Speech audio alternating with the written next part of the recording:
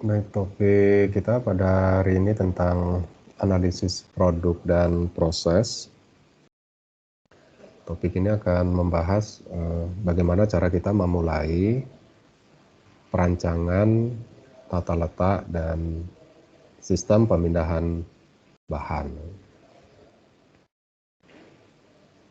Nah, dalam kita merancang sebuah pabrik, spesifiknya merancang tata letak mesin maupun sistem pemindahan bahan, kita perlu tahu beberapa hal yang terkait dengan strategi produksi. Karena strategi produksi yang diterapkan oleh sebuah perusahaan itu akan memberi pengaruh terhadap rancangan sebuah tata letak fasilitas pabrik. Kita awali dengan mengenal terlebih dahulu apa saja tipe-tipe produk. Yang pertama, tipe produk itu ada yang disebut dengan make to stock.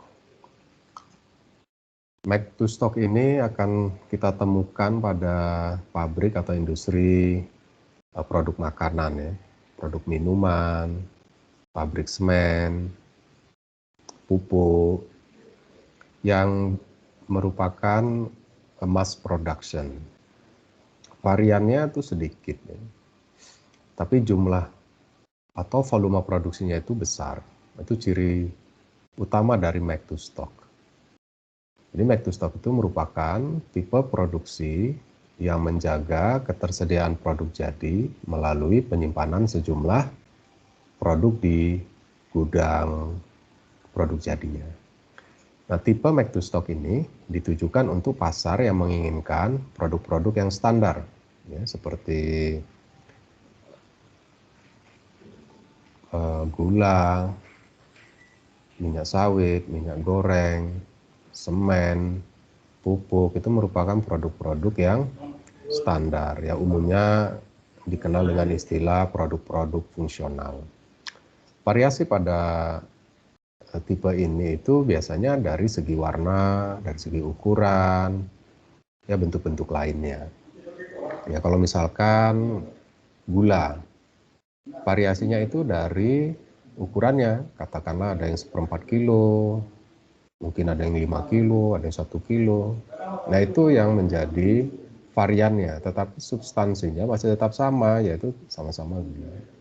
Nah, itu berbeda kalau kita bandingkan dengan produk-produk make to order. Kalau make to order adalah sebuah tipe produk di mana memproduksi berdasarkan pesanan pelanggan, baik dari segi mutu dan karakteristik produk lainnya. Nah, ini di sini perhatikan. Memang yang namanya transaksi itu dipesan dulu, baru dikirimkan. Tapi yang dimaksud make to order, produknya itu belum ada. Produknya itu belum ada. Kalau make to stock, finish produknya itu sudah ada. Nah, yang di make to order, yang tersedia itu adalah bahan bakunya. Finish produknya belum ada. Jadi finish produk itulah yang di order, baru dibuat.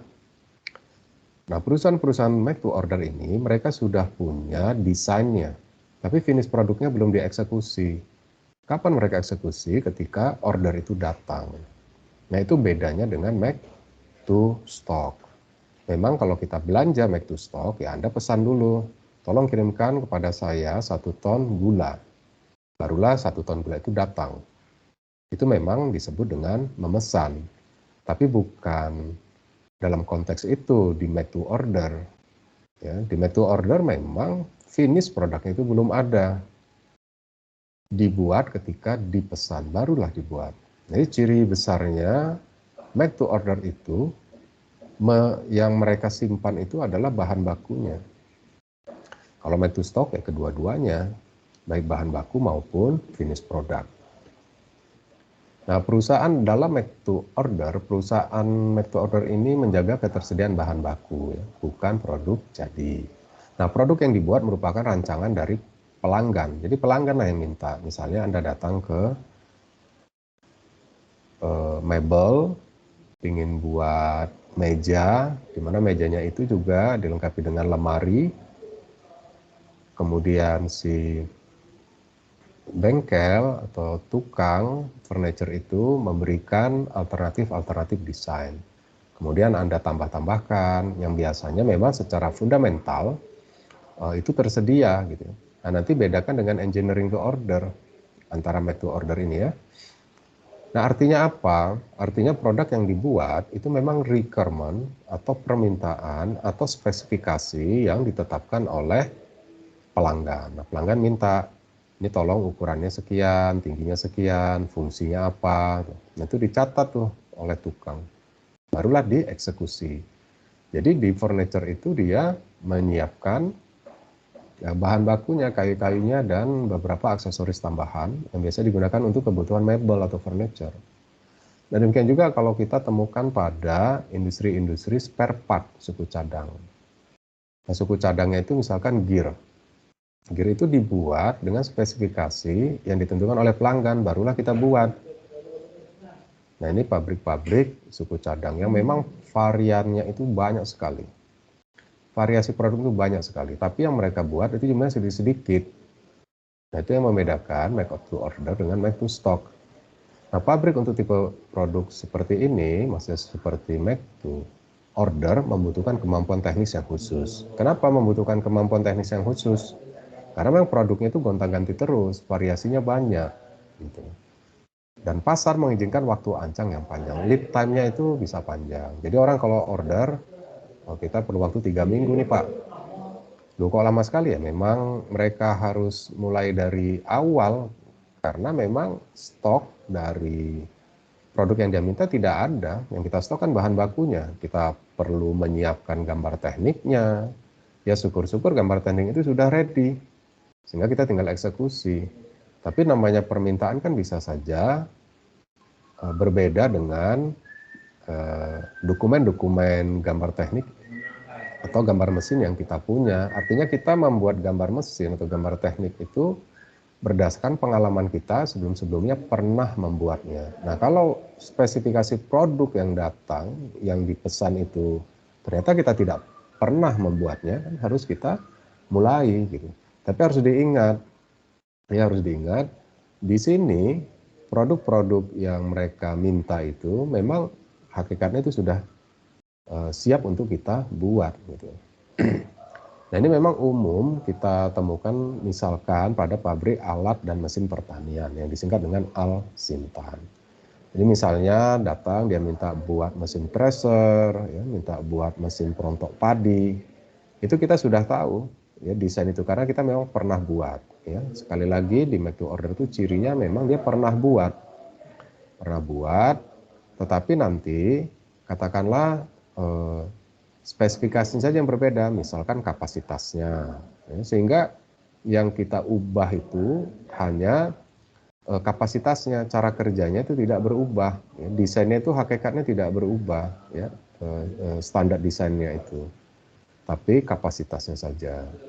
Nah, bisa jadi nanti dia minta motornya itu lebih besar, ya, speednya, kecepatannya. Jadi kita hanya tinggal mengganti motornya.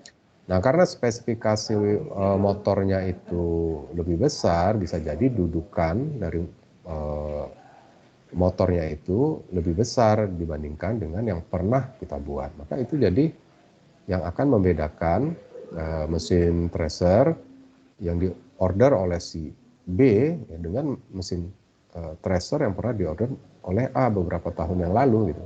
Jadi intinya make to order itu kita memang pernah buat gitu ya. Kita punya desainnya, tapi kita belum membuatnya karena memang belum ada permintaan, belum ada pesanan.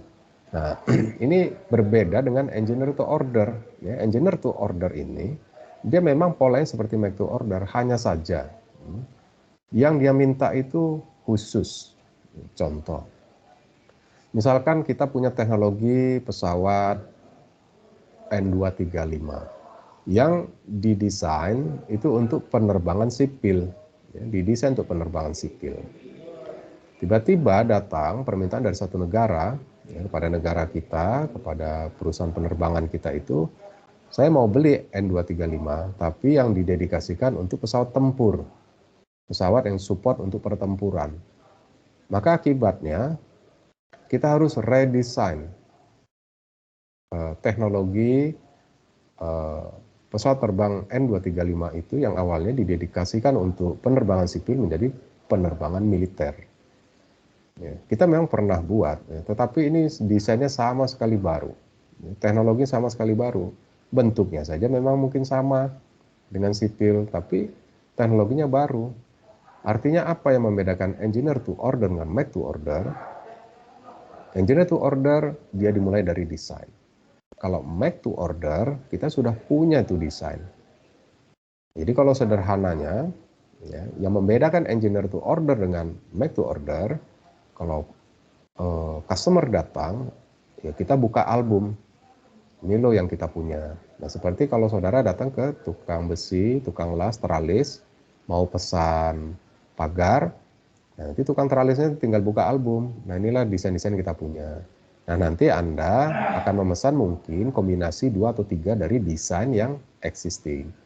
Nah, kalau besinya saya model ini, tapi profilnya saya pakai model yang ini. Kalau untuk pintunya saya pakai model yang ini ya, gitu. Nanti ada semacam kombinasi. Nah, itu tidak apa-apa. Kenapa? Karena memang tidak ada from scratch, mulai dari mentah, mulai dari nol, tidak ada. Tapi kalau engineer to order, itu mulai dari nol. Mulai dari nol. Ya, misalkan saja juga engineer to order itu bisa ya, seperti kita ingin menjahit baju. Kita akan cerita, saya ingin bajunya lengan pendek, tetapi ada ini, ada itu, ditambah ini, tambah itu, posisinya di sini. Nah, itu kategori engineer to order. Tapi namanya bentuk baju kan standar, ya, bentuk baju kan standar. Tapi desainnya itu bisa saja berbeda, gitu ya. Yang berikutnya namanya assembly to order. Ya, assembly to order, yaitu produk hasil rakitan dari komponen-komponen baku yang telah disiapkan. Nah, ini bedanya dengan make to order. Ya. Kalau make to order itu persediaannya bahan baku. Tapi kalau assembly to order, persediaannya itu komponen. Artinya apa? Nah, saudara masih ingat, kalau saudara beli meja belajar, ya, meja belajar itu bentuknya modular. Ya. Pada prinsipnya di pabrik, mereka memproduksi komponen-komponen. Nah, nanti produk itu, komponen-komponen itu akan dirakit ya, sesuai dengan spesifikasi yang diminta oleh customer. Nah, nanti tinggal dirakit saja, itu yang dikenal dengan istilahnya modular, ya, produk berbasis modular. Berarti yang saya stok itu komponen. Apa yang terjadi di dalam pabrik itu? Semua bahan baku itu diolah menjadi komponen-komponen. Jadi yang saya produksi itu komponen-komponennya. Nah, ada di dalam supply chain itu istilahnya nanti decoupling point. Saya tidak langsung rakit, ya saya berhenti sampai komponen saja. Kapan finish produk itu saya proses? Ketika di order. Ketika di order. Sub assembly memiliki waktu ancang yang pendek. Ya memang sub assembly-nya itu relatif pendek. Kenapa ya? Karena memang kekuatan kita supaya finish produk itu segera bisa kita selesaikan, kita harus desain ya, komponen-komponen kita itu dengan cepat bisa dirakit sub assembly-nya, gitu ya. Nah, inilah nanti yang menjadi masa depan yang dikenal dengan istilah di industri 4.0 itu adalah mass customization. Jadi kita customize secara massal. Maksudnya apa mass customization? Ya, ini bedakan dengan mass production. Kalau mass production, produknya sama, saudara buat banyak-banyak. Tapi kalau mass customization, saudara buat produk dengan variasi yang banyak. Ya, variasi yang saudara buat itu bisa banyak. Satu konsumen itu bisa satu variasi. Jadi kalau ada 100 order, saudara buat 100 variasi. Itu disebut mass customization. Nah, di sini akan banyak main dengan teknologi-teknologi modular. Ya. Kemudian produk-produk pada tipe ini mengadopsi pada prinsip-prinsip modularitas. Nah, contohnya apa? Furniture, ya, pada produk furniture. Setelah kita bicara tipe-tipe produk, sekarang kita pahami dulu tipe-tipe produksi. Jika kita masuk dalam sebuah pabrik, kita lihat aliran materialnya dan bagaimana proses produksinya terjadi, maka kita akan mengenal dua tipe besar hakikatnya, meskipun nanti divariasikan secara berbeda. Yang pertama tipe produksi itu adalah flow shop. Ya, flow shop merupakan tipe proses yang didasarkan pada urutan produksi atau penghilangan atau manufacturing. Nah, flow shop ini dibagi menjadi 4, ada continuous flow, ada dedicated repetitive flow, ada batch flow, ada mixed model repetitive flow. Apa yang dimaksud dengan continuous flow? Ini contoh pabriknya itu pabrik pupuk, itu continuous flow. Semen itu continuous flow. Yang terdapat pada produk cair, bentuk bubuk atau powder ya, seperti semen ya, dan logam dasar. Nah ini continuous flow. Kalau dedicated repetitive flow merupakan tipe proses yang menggunakan fasilitas yang sama sekali ada variasi, ya, meskipun warna. Contoh minuman-minuman dalam kemasan. Di mana variasinya?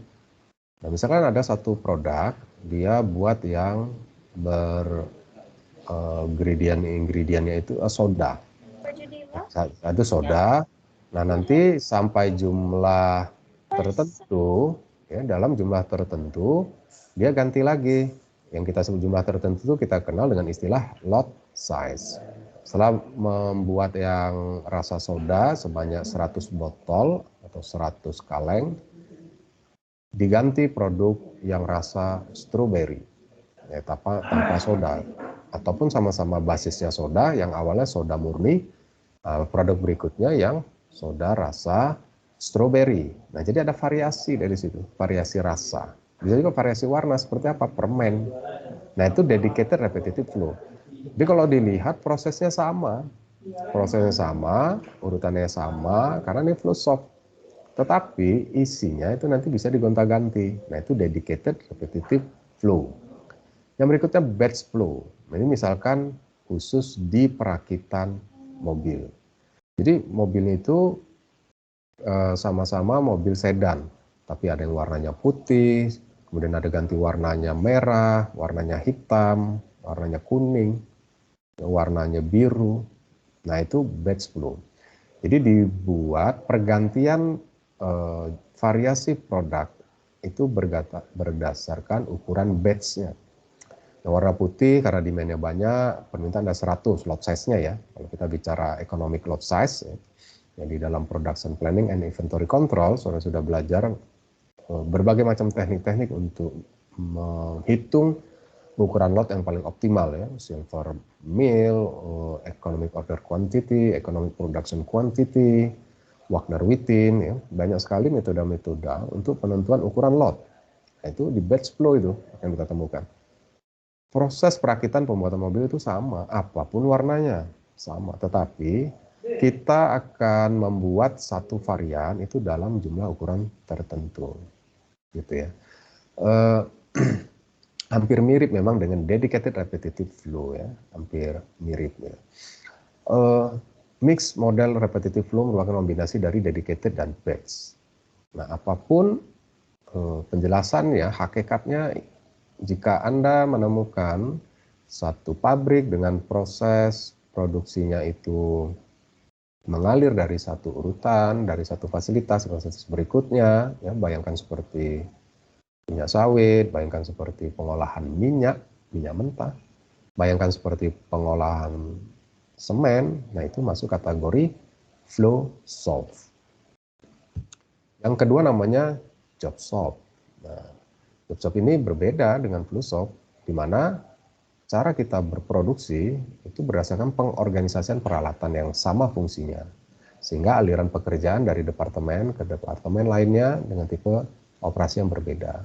Jadi mesin bubur diletak satu tempat, mesin bending satu tempat, mesin fresh satu tempat, mesin drill satu tempat, pengelasan satu tempat. Jadi jenis mesin yang sama itu dikelompokkan di satu tempat yang sama. Pabrik-pabrik job shop ini akan menggunakan multipurpose, kemudian jenis produknya banyak, membutuhkan perencanaan yang rinci.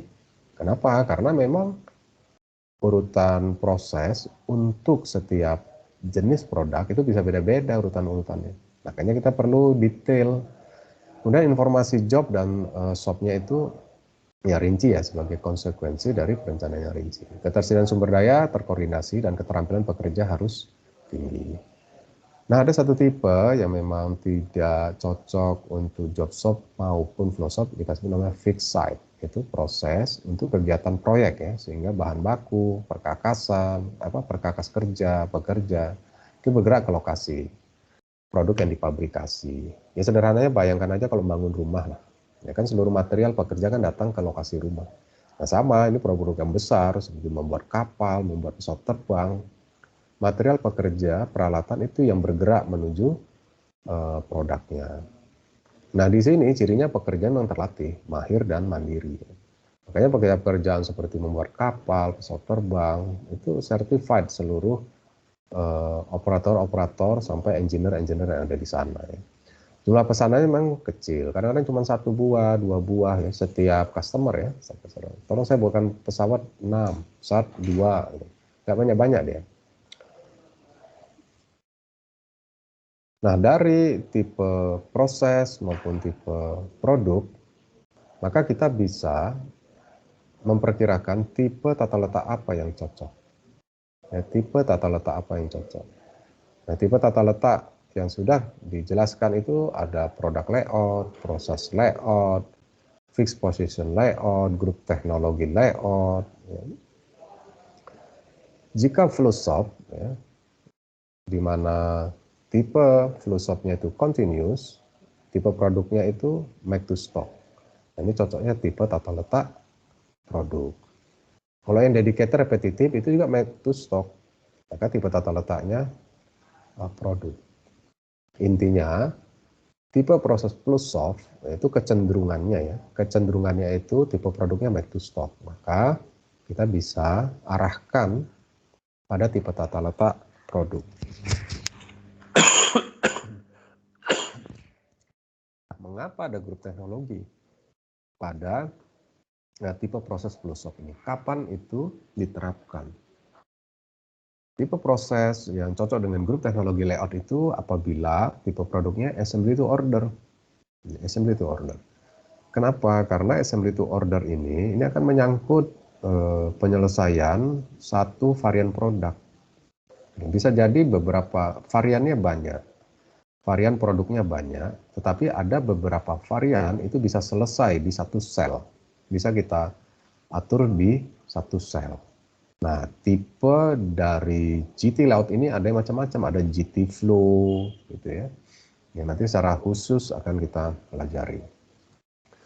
Job shop itu cocoknya proses layout, ya, dan tentu juga bisa grup teknologi. Ya. Dan kalau fixed site itu engineer to order, maka tipe tata letaknya adalah fixed position layout. Nah ini sangat bermanfaat bagi kita ketika kita ingin merancang tata letak fasilitas pabriknya. Kita pahami dulu bagaimana apa tipe proses. Ya. Yang pertama sekali kan tentu kan kita sudah tentukan. Kita diminta untuk merancang pabrik apa ini? Oh pabrik kursi. Maka kita analisa lah bagaimana cara membuat kursi. Dari cara membuat kursi itu kita bisa tahu apa tipe prosesnya. Nah kemudian kita tanya bagaimana strategi bisnis dari perusahaan. Oh kita akan produksinya itu secara massal. Oh berarti tipe produknya adalah make to stock. Maka saudara carilah tipe tata letak apa yang cocok untuk tipe prosesnya full shop, di mana tipe produknya make to stock. Oh, kecenderungan kita akan rancang pabrik ini berdasarkan produk layout. Nah, begitu cara kita menganalisis secara umum ya, sebagai titik awal ketika kita merancang pabrik. Lalu bagaimana cara kita menganalisis lebih dalam ya, supaya kita tidak salah dalam menetapkan tipe tata letak pabrik yang akan kita rancang. Berarti kan pertanyaan mendasarnya adalah kapan tipe tata letak pabrik itu diputuskan? Ya di awal. Di awal kita sudah harus memutuskan tipe tata letak pabrik apa yang cocok untuk produk yang akan dibuat. Ya, jadi kita sudah tahu tipe tata letaknya. Kenapa ya? Karena produknya sejak awal sudah tahu. Kalau kita sudah tahu produknya, maka kita bisa mengetahui atau wajib ya mendapatkan proses produksi untuk bisa membuat produk tersebut. Nah, dari identifikasi kita terhadap proses produksi pembuatan produk tersebut, maka kita akan bisa menetapkan ya, tipe tata letak apa yang cocok. Nah, di sini kita mengenal dengan istilah analisis volume dan varian. Ya, jumlah produksi dan banyak jenis barang yang dibuat. Jika jumlah produksinya itu sedikit dan variasinya itu sedikit, maka ciri-ciri jumlah produksinya sedikit dengan variasi yang sedikit itu cenderungnya engineer to order, fixed site, atau tata letak posisi tetap. Jadi kalau kita mendapatkan ya, satu produk di mana produk yang akan dibuat ini jenisnya banyak, tapi setiap jenis itu sedikit aja dibuat, cuma 10, cuma 5, cuma 2. Nah, itu arahnya di posisi ini. Nah, itu cenderungnya pasti engineer to order, di mana pabriknya nanti fixed position layout. Jika jumlah produksinya itu sedikit, tapi variannya banyaknya minta ampun. Variasi produknya banyak, tapi setiap buat itu sedikit-sedikit, tapi variasinya banyak. Kalau di sini tadi variasi, di engineer to order variasinya itu sangat sedikit, ya. Variasinya sangat sedikit. Lawannya sekarang variasinya sangat banyak, tapi jumlah yang dibuat sama-sama sedikit. Nah, itu kategori make to order. Tipenya itu job shop, dan kecenderungan tata letaknya adalah proses layout. Di titik ekstrim, kalau tadi kita bicara jumlah produksinya sedikit, lalu kita bicara jumlah produksinya banyak. Tetapi jumlah variasinya sedikit. Yang sekali buat itu banyak, tapi variasinya sedikit. Nah, itu make to stock. Maka tipe tata letaknya adalah product layout. Di antara jumlah produksi yang sedikit maupun yang banyak, dan di antara variasi yang sedikit maupun variasi yang banyak, di situ kategori medium atau sedang. Nah, tipe produk maupun tipe prosesnya itu bisa kombinasi antara make to order maupun make to stock.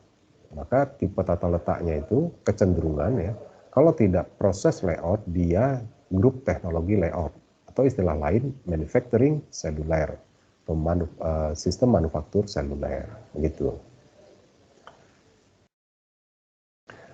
Nah, selanjutnya adalah analisis produk.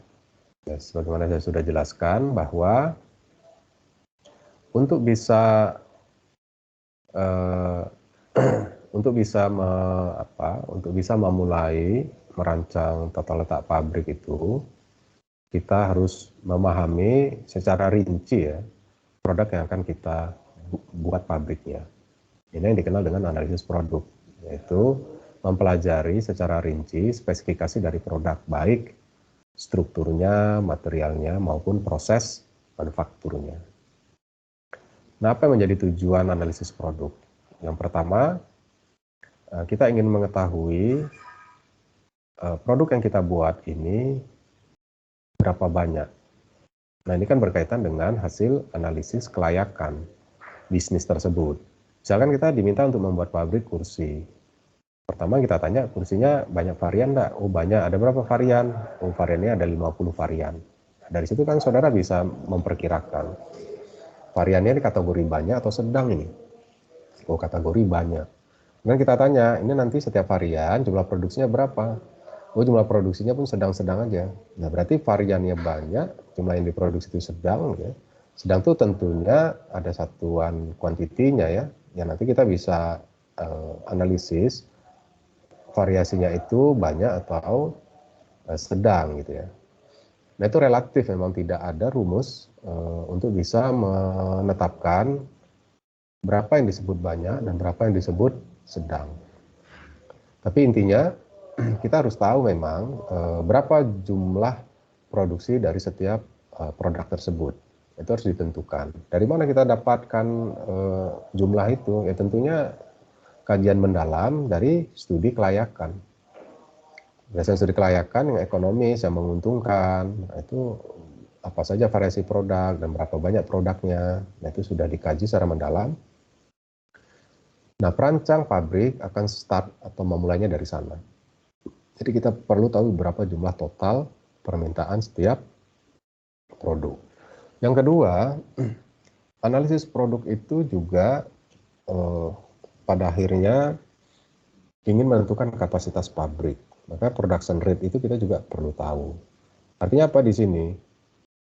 Kita harus tahu berapa lama untuk membuat setiap komponen, berapa lama kita harus melakukan perakitan untuk setiap sub assembly maupun nanti panel assembly gitu. Selanjutnya analisis produk ini juga bicara tentang metode produksinya. Ya, kalau ada pekerjaan drilling, ya kita harus tahu waktu standar dan metode kerjanya. Ya, jadi tipe bagaimana cara kita memprosesnya itu. Kemudian kita juga harus tahu umur pemakaian produk. Ini berkaitan dengan pengendalian kualitas dari produk dan pengelolaan siklus hidup dari produk. Kemudian stabilitas produk, ya, kepekaan produk terhadap perubahan perilaku pasar. Kemudian daya tahan produk, ya, kemampuan bersaing, mutu, harga, waktu manufaktur, dan lingkungan. Kenapa ini kita perlu ketahui daya tahan produk ini? Ya karena sebuah pabrik itu dibuat ya tentunya untuk bisa memenuhi kualitas produk yang sudah ya ditetapkan pada saat tahap studi kelayakan.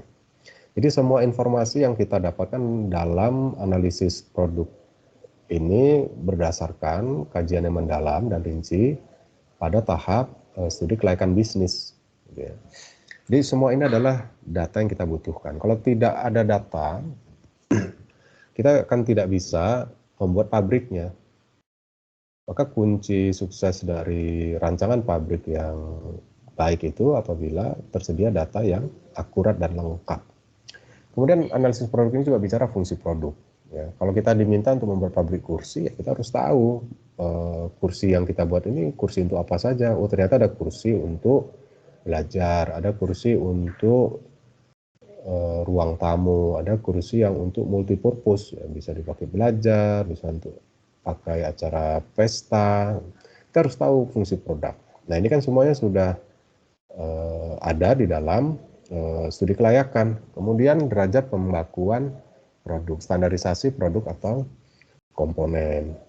Ya, derajat pembakuan produknya. Ini juga bagian dari standar produk tadi. Kemudian harga jual. Ya. Harga jual kita harus tahu. Harga pokok, cost of good manufacturing maksudnya harga pokok produksi ya. Kemudian kalau cost of good sold itu COGS itu harga pokok penjualan. Komponen yang diproduksi sendiri dalam pabrik dikenal dengan istilah manufacturing item. Jadi dalam analisis produk, langkah pertama, saudara cek mana yang bisa kita buat, mana yang harus kita beli. Kita ambil contoh misalkan mobil. Kalau kita analisis mobil, maka ban itu tidak perlu kita buatkan pabriknya, itu di pabrik tersendiri. Jadi rancangan pabrik yang kita buat adalah rancangan pabrik yang untuk membuat engine-nya dan perakitannya. Sementara elektronikanya, kelistrikannya, komponen-komponennya itu juga semua kita beli. Tidak perlu kita buat di pabrik kita. Di pabrik kita itu hanya tinggal memanfaatkan misalnya audionya, ya, misalkan sensornya, misalkan lock sistemnya, itu semua komponen-komponen kita beli. Kita nggak perlu buat, yang kita perlu buat itu ya pintunya, casingnya, ya, yang bagian-bagian yang tidak berkaitan dengan kelistrikannya. Nah itu maka kita sebut yang kita buat sendiri itu manufacturing item. Nah mana saja yang manufacturing item itu kita analisa. Apa pertimbangannya? Nah, itu nanti ada metode bagaimana cara kita memutuskan apakah ini kita buat sendiri atau kita beli. Komponen-komponen yang dibeli itu kita istilah dengan BO item atau singkatan dari bought out item. Nah, tipe-tipe komponen ini akan dimasukkan ke dalam bentuk bill of material. Ya. Di bill of material itu bentuknya dia struktur produk, Kemudian setiap komponen itu disebutkan kuantitinya. Jadi artinya untuk menghasilkan satu unit produk mobil itu butuh berapa pintu. Untuk menghasilkan satu pintu itu butuh komponen apa-apa saja dan berapa banyak. Nah itu bill of material. Jadi sebuah struktur produk yang sudah dilengkapi dengan informasi kuantiti dari setiap komponen. Nah komponen itu termasuk komponen yang dibuat sendiri dan juga komponen yang dibeli. Jadi kombinasi antara manufacturing item dan bulk out item di dalam bill of material. Proses penentuan komponen, apakah itu dibuat sendiri atau kita beli, dikenal dengan make or buy analysis. Nah berikut bagaimana cara kita memulai merancang sebuah pabrik yang diawali dengan menganalisis produk dan menganalisis proses. Kalau gambar ini mencerminkan sebuah finish product, maka kita awali dengan melihat gambar detail dari produk tersebut. Sebenarnya produk ini terdiri dari berapa banyak komponen. Nah, kita bisa identifikasi lah. Ya, artinya kalau saudara diminta membuat sebuah pabrik, sudah tahu finish produknya, ya memang secara fisik saudara harus buka itu produk dan harus tahu ada berapa banyak komponen-komponen yang dibutuhkan untuk menghasilkan satu unit produk tersebut. Nah di situ saudara harus dalam betul karena keputusan yang harus saudara ambil adalah mengidentifikasi mana saja ya dari item-item produk tersebut yang masuk kategori buat sendiri maupun yang masuk kategori dibeli begitu.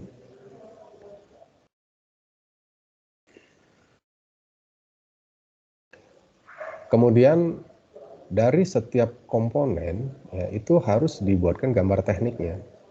Jadi kalau saudara melakukan studi kelayakan, kemudian dalam studi kelayakan itu sudah diputuskan, ini kita mau buat pabrik apa gitu ya.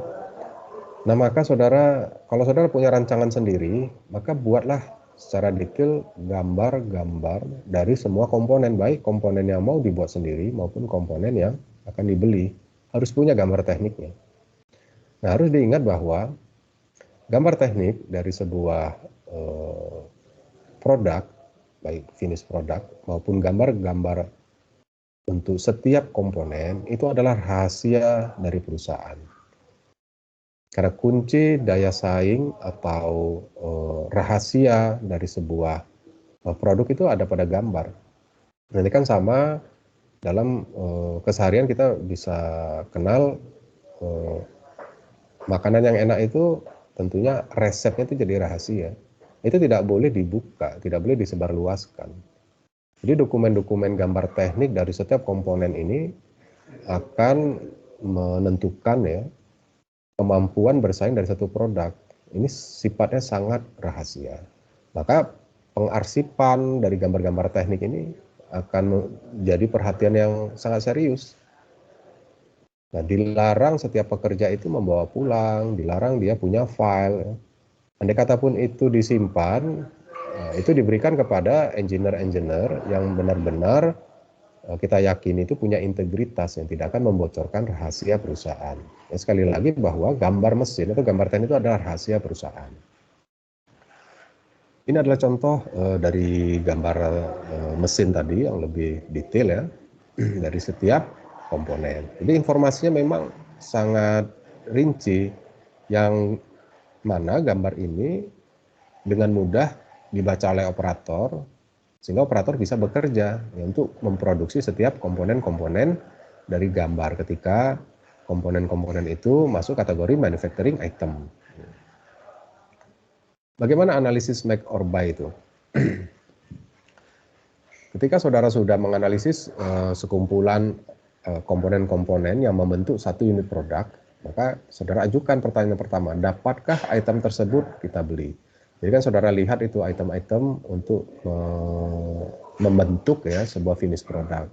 Misalkan kursi,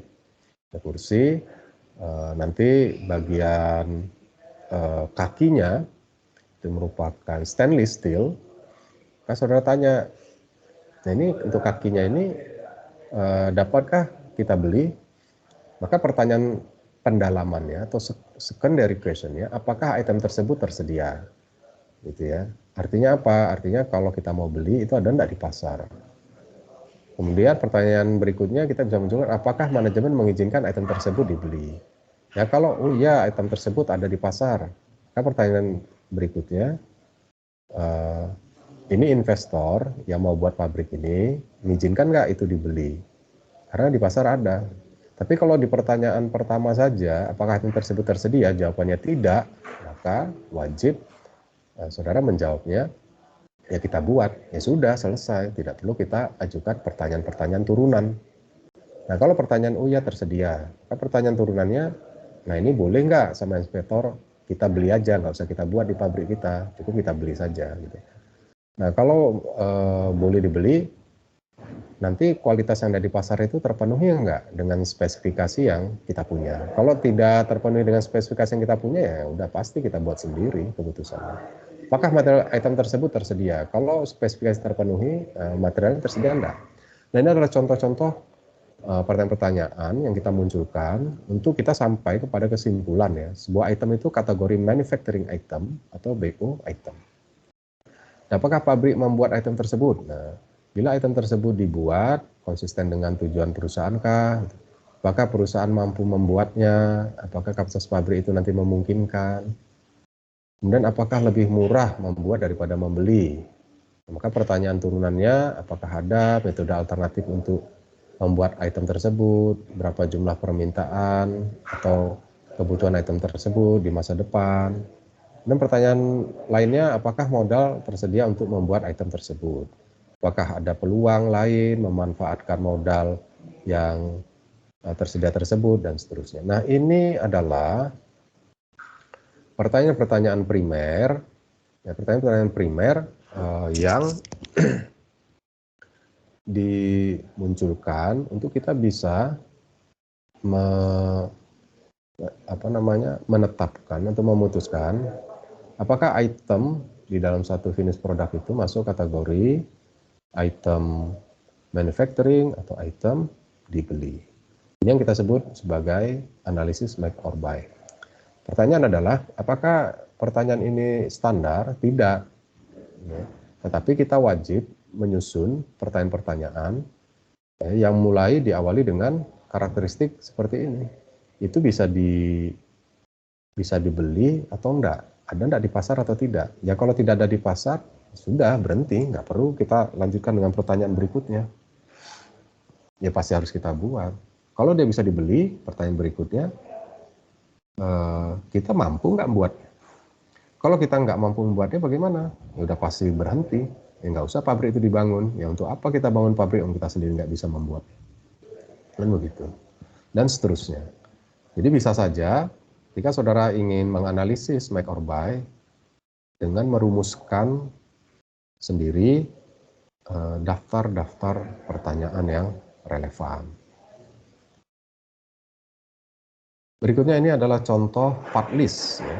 Jadi kita sudah identifikasi dalam contoh ini produk yang tadi itu terdiri dari komponen apa-apa saja. Ada namanya pipe plug, ada body, ada namanya seat ring, ada namanya o-ring, ada plunger, ada spring, ada plunger housing, ada o-ring, ada plunger retainer, ada lock nut. Nah, yang menjadi part number, nah ini hanya cara kita memberi penomoran. Tetapi cara memberi penomoran ini juga ada kaidah-kaidahnya yang nantinya akan kita pelajari dalam grup teknologi ya, yang disebut dengan sistem klasifikasi dan pengkodean. Kemudian drawing number, ini juga penomoran dari setiap gambar teknik atau gambar mesin untuk setiap part. Kemudian kuantitinya, nah ini ada kaitannya nanti dengan bill of material. Kemudian kita beritahukan apa jenis materialnya, ukurannya, dan tipenya. Ya, karena di tahap make or buy tadi kita sudah analisis mana yang kita buat sendiri dan mana yang akan kita beli. Apa bentuknya? Kalau kita buat sendiri, artinya mesin harus kita siapkan. Gitu. Tapi kalau buy, kita beli, ini kan kita bicara gudang bahan baku dan komponen atau gudang bahan baku dan BO item. Yang semuanya barang yang dibuat sendiri maupun dibeli itu nanti ketemunya pada saat perakitan. Jadi yang paling penting dalam konteks berikutnya dalam merancang pabrik, maka semua komponen yang masuk kategori dibuat sendiri, pastikan kita harus siapkan mesin-mesinnya. Ini adalah gambar struktur produk dan bill of material yang sudah umum saudara kenal ya di dalam pelajaran Production Planning and Inventory Control. Nama produknya Airflow Regulator. Untuk membuat satu unit Airflow Regulator itu membutuhkan satu unit assembly utama dan satu unit pipe plug. Untuk bisa membuat assembly utama, saudara butuh satu unit lock nut dan satu unit body assembly. Untuk bisa membuat satu unit body assembly, saudara perlu satu unit body dan perlu satu unit plunger assembly. Nah, plunger assembly ini dibentuk dari beberapa material yang nanti akan dirakit. Dari struktur produk maupun bill of material, maka saudara sudah tahu ya, bagaimana cara menghasilkan sebuah finish product. Perhatikan yang diawali, saudara harus punya mesin-mesin yang kita butuhkan untuk bisa membuat seat ring, untuk buat O-ring, membuat plunger, untuk buat spring, untuk buat plunger housing, untuk buat O-ring, membuat plunger retainer gitu. Saudara harus punya mesin-mesin dan saudara harus punya proses produksi untuk membuat komponen-komponen ini. Nah, komponen-komponen ini nantinya akan dirakit. Berarti sudah terbayang untuk merakit plunger assembly nanti kita butuh peralatan apa. Untuk merakit body assembly kita butuh peralatan apa saja. Untuk merakit main assembly kita butuh peralatan apa saja. Gitu. Bill of material ini hanya sekumpulan informasi yang berkaitan dengan berapa banyak ya untuk membuat satu unit air flow regulator tadi. Nah, di dalam merancang suatu pabrik, khususnya dalam mengidentifikasi proses produksinya, itu ada dikenal proses-proses yang umum. Misalkan pabrik-pabrik berkaitan dengan membuat pakaian ya, itu ada namanya proses memotong. Nah, memotongnya nanti pakai mesin apa saja? Ya bergantung terhadap bahan apa yang dipotong, ya kan? Nah, ukurannya gitu.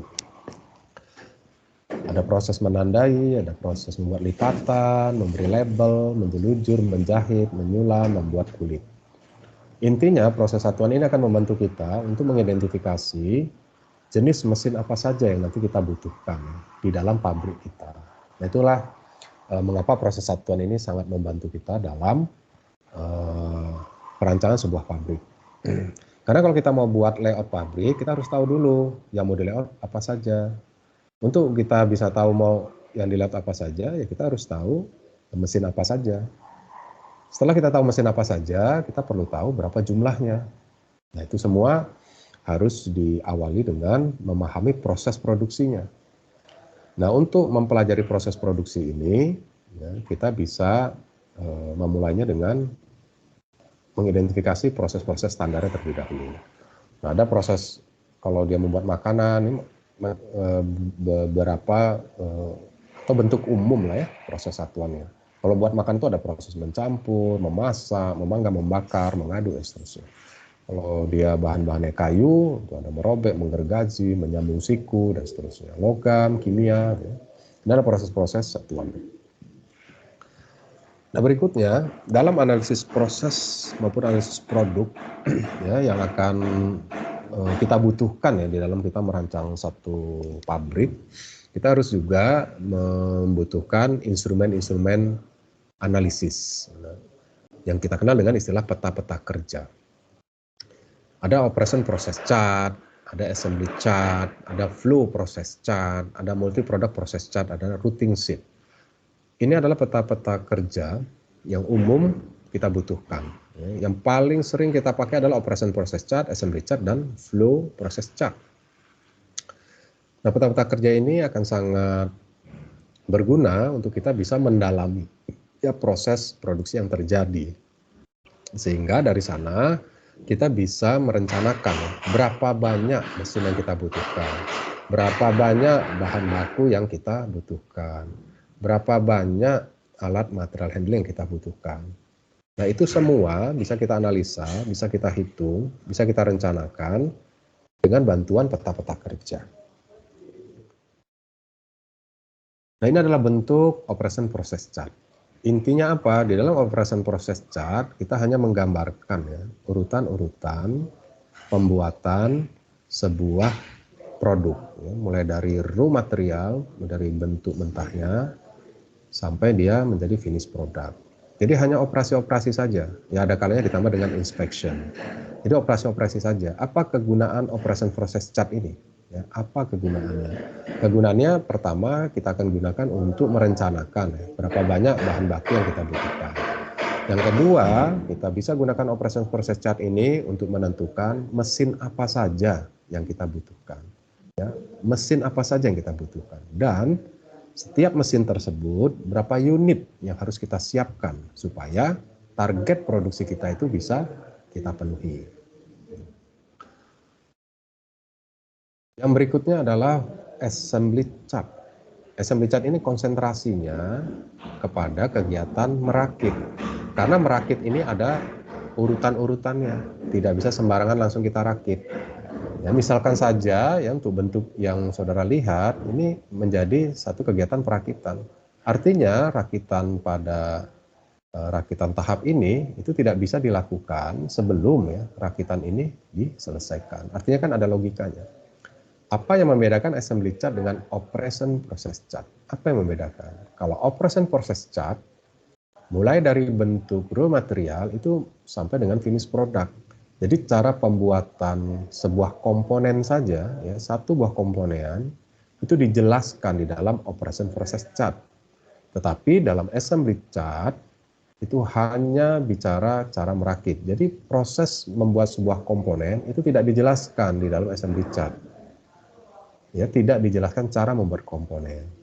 Jadi biasanya kita menganalisis satu produk itu diawali dengan assembly chart. Misalkan saudara punya satu produk itu dibuka, dipreteli lah ya. Kemudian saudara pelajari itu bagaimana cara merakitnya. Nah dari sana saudara bisa menghasilkan sebuah assembly chart. Jadi saudara tahu logika perakitannya. Nah setelah tahu cara merakitnya barulah saudara bicara bagaimana ya cara membuat setiap komponen-komponen tersebut. Nah itu digambarkan di dalam operation process chart.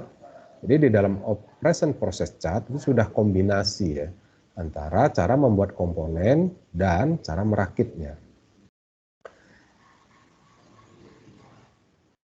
Berikutnya flow process chart adalah gambaran lengkap ya, mulai dari di mana posisi bahan baku sampai di mana kita letakkan produk jadi.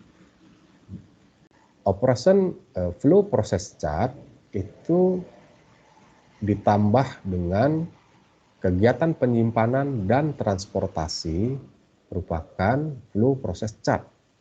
Jadi di flow process chart ini kita tahu dia berpindah dari satu proses atau dari satu operasi ke operasi berikutnya menggunakan apa, berapa jaraknya, berapa banyak. Nah, itu di flow process chart.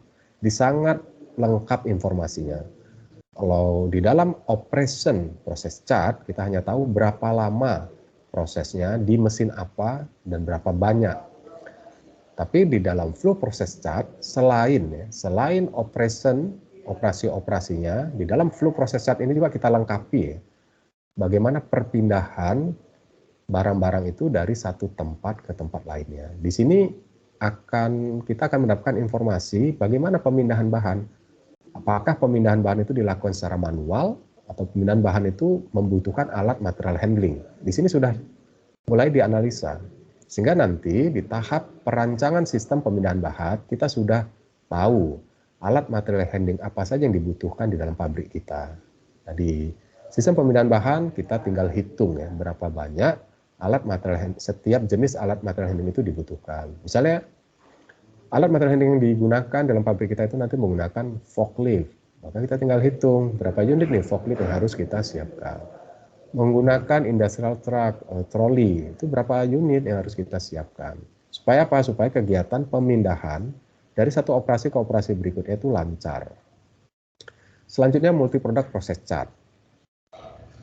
hakikatnya multi product process chart ini operation process chart, hanya saja bedanya di sini kita membuat finish product yang banyak.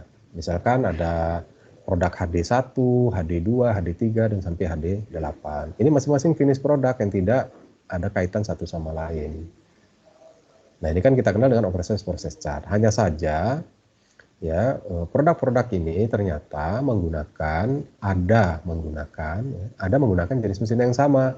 Contoh, mesin pemotong plat itu ternyata nanti dibutuhkan ya untuk membuat HD1, HD2, HD6, HD7 dan HD8.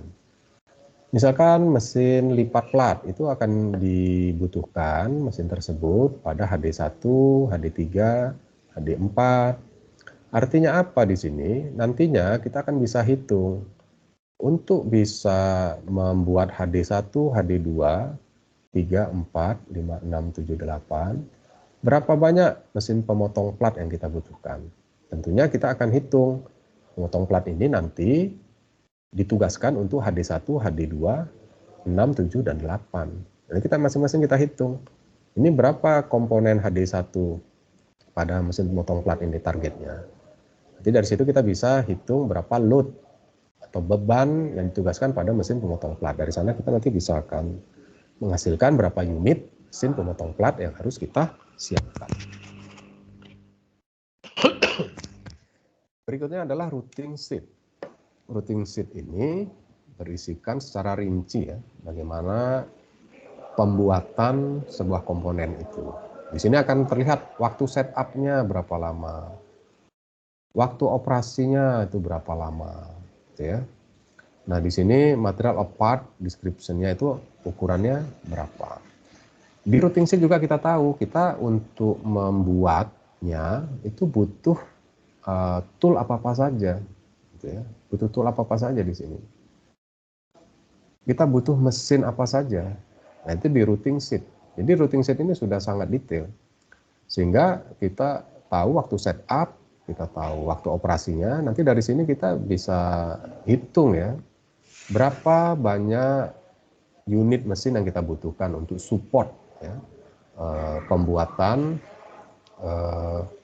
dari part name-nya ini namanya plunger housing. Ini mesin apa sih yang dibutuhkan? Dan nanti dari mesin itu berapa banyak yang kita butuhkan, kita gabungkanlah dengan part-part lainnya yang kebetulan menggunakan jenis mesin yang sama.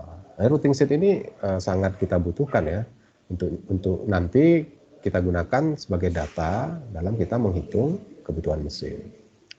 Demikian saja ya yang saya bisa jelaskan yang terkait dengan analisis produk dan proses. Intinya output dari analisis produk dan proses adalah mengumpulkan data dan informasi. Ya, sebagai dasar kita merencanakan berapa banyak bahan yang dibutuhkan dan berapa banyak jenis mesin yang kita butuhkan.